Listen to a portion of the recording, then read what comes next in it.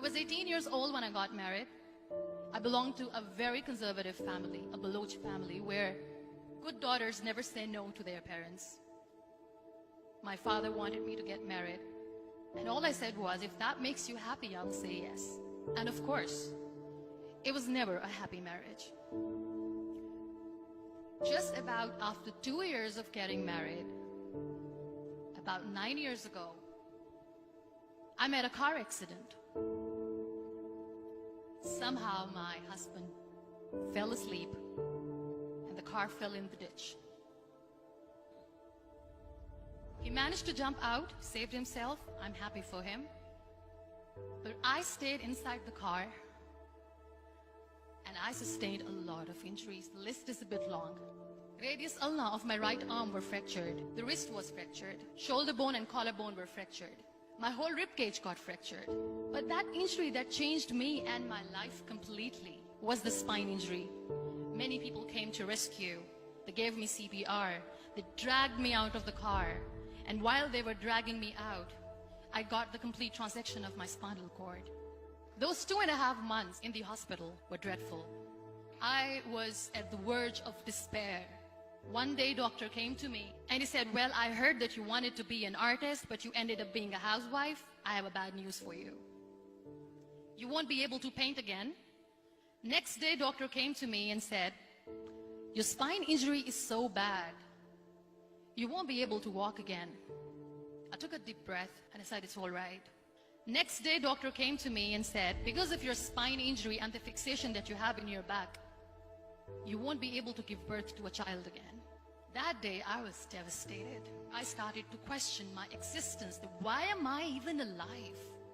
So what kept me going was, one day I asked my brothers, I know I have a deformed hand, but I'm tired of looking at these white walls in the hospital and wearing these white scrubs.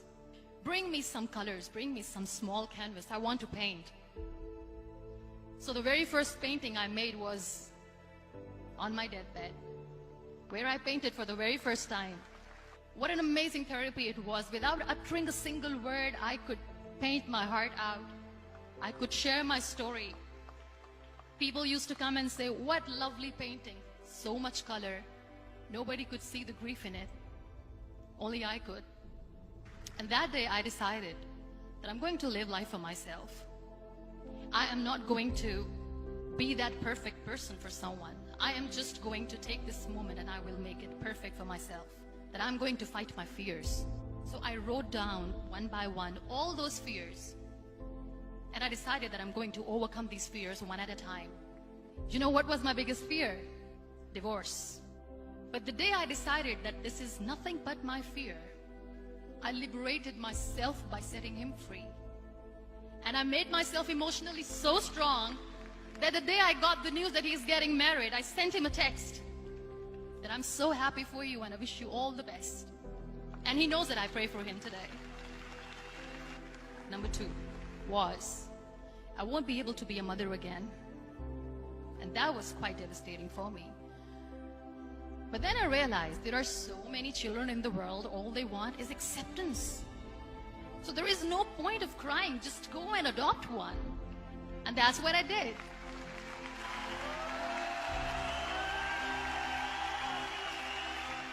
I gave my name in different organizations, different orphanages, and I waited patiently. 2 years later, I got this call from a very small city in Pakistan. I got a call and they said, are you Muniba Mazari? There is a baby boy and would you like to adopt? I could literally feel the labor pain. I said, yes, I am going to adopt him. I am coming to take him home. And that day, I was 2 days old, and today he's 6. You know, when you end up being on the wheelchair, what's the most painful thing? People think that they will not be accepted by the people because we, in the world of perfect people, are imperfects. So I decided to appear more in public. I started to paint. I have done a lot of modeling campaigns. I decided that I'm going to join the national TV of Pakistan as an anchor person. I became the National Goodwill Ambassador for UN Women Pakistan, and now I speak for the rights of women, children. I was featured in BBC 100 Women for 2015. I'm one of Forbes 30 under 30 for 2016. So when you accept yourself the way you are, the world recognizes you. It all starts from within. We have this amazing fantasy about life. This is how things should work. This is my plan. It should go as per my plan. If that doesn't happen, we give up. I never wanted to be on the wheelchair. Never thought of being on the wheelchair. This life is a test and a trial, and tests are never supposed to be easy. So when you are expecting ease from life, and life gives you lemons, then you make the lemonade, and then do not blame life for that. It is okay to be scared. It is okay to cry.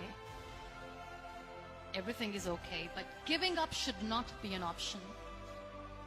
They always say that failure is not an option. Failure should be an option, because when you fail, you get up, and then you fail, and then you get up, and that keeps you going. Embrace each and every breath that you are taking. Celebrate your life. Live it. Don't die before your death. Real happiness lies in gratitude. So be grateful, be alive, and live every moment.